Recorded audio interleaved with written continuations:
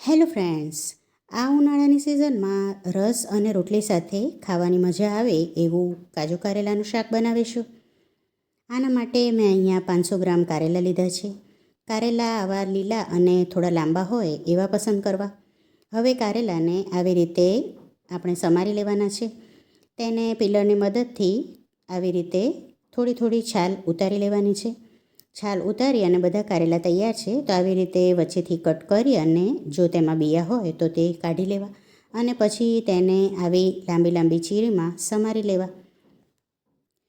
અહીંયા તમે ગોળ કારેલા પણ સમારી શકો છો.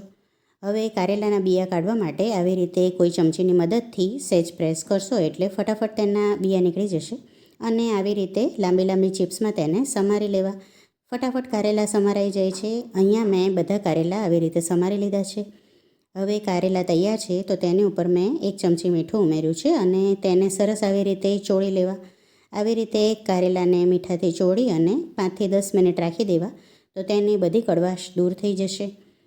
હવે એમાં નાખવા માટે આપણે કાજુ લેવાના છે તો મેં અહીંયા 2 ટેબલ સ્પૂન કાજુના ફાડા લીધા છે અને 1 ટેબલ સ્પૂન આખા કાજુ લીધા છે. તેનો આપણે પાવડર કરી લેવાનો છે. હવે આપણે કારેલા જોઈ લઈશું તો અહીંયા સરસ કારેલા ઉપર મીઠું ચડી ગયું છે તો તેનું પાણી પણ થઈ ગયું હોય છે. તો તેને આવી રીતે સરસ પ્રેસ કરી અને નીચોવી લેવા. સરસ એકદમ પ્રેસ કરી અને કારેલા નીચોવી અને બધું મીઠાનું પાણી કાઢી લઈશું તો કારેલાની બધી કડવાશ દૂર થઈ જશે. હવે આપણે શાકને વઘારી લઈએ તો તેના માટે એક કઢાઈમાં મેં 2 ટેબલ સ્પૂન તેલ મૂક્યું છે અને તેમાં 1 ટીસ્પૂન જીરું ઉમેર્યું છે. જીરું ખીલી જાય પછી અડધી ટીસ્પૂન હળદર અને અડધી ટીસ્પૂન હિંગ ઉમેરી છે. હવે સમારેલા બધા કારેલા તામાં ઉમેરી દેવા. પછી બધું સારી રીતે મિક્સ કરી અને કારેલાને ઢાંકી અને 5થી 7 મિનિટ ચડવા દેવા. કારેલાને ચડતા 5થી 7 મિનિટ લાગે છે. વચ્ચે વચ્ચે ઢાંકણ ખોલી અને તેને હલાવી લેવું. આ શાક ફટાફટ તૈયાર 10 મિનિટમાં થઈ જાય છે. વચ્ચે વચ્ચે કારેલાને મિક્સ કરતા રહેવું. હવે કારેલા ચડી અને તૈયાર છે તો તેમાં આપણે મસાલા કરી લઈએ. તો મેં અહીંયા કાશ્મીરી મરચું અને થોડું તીખું મરચું 2 ઉમેર્યા છે. ગરમ મસાલો ઉમેર્યો છે અને ગોળ ઉમેર્યો છે.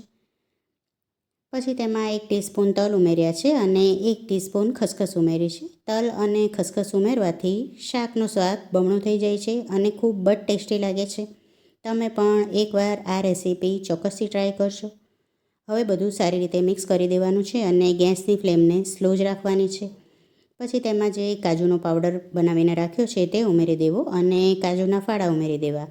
અહીંયા તમે કાજુના ફાડા ઘીમાં ફ્રાય કરીને પણ ઉમેરી શકો છો પણ આવી રીતે પણ ખૂબ જ ટેસ્ટી લાગે છે. હવે બધું સારી રીતે મિક્સ કરી અને 1 મિનિટ માટે કૂક કરી લેવું. અહીંયા તૈયાર છે એકદમ ટેસ્ટી કાજુ કારેલાનું શાક.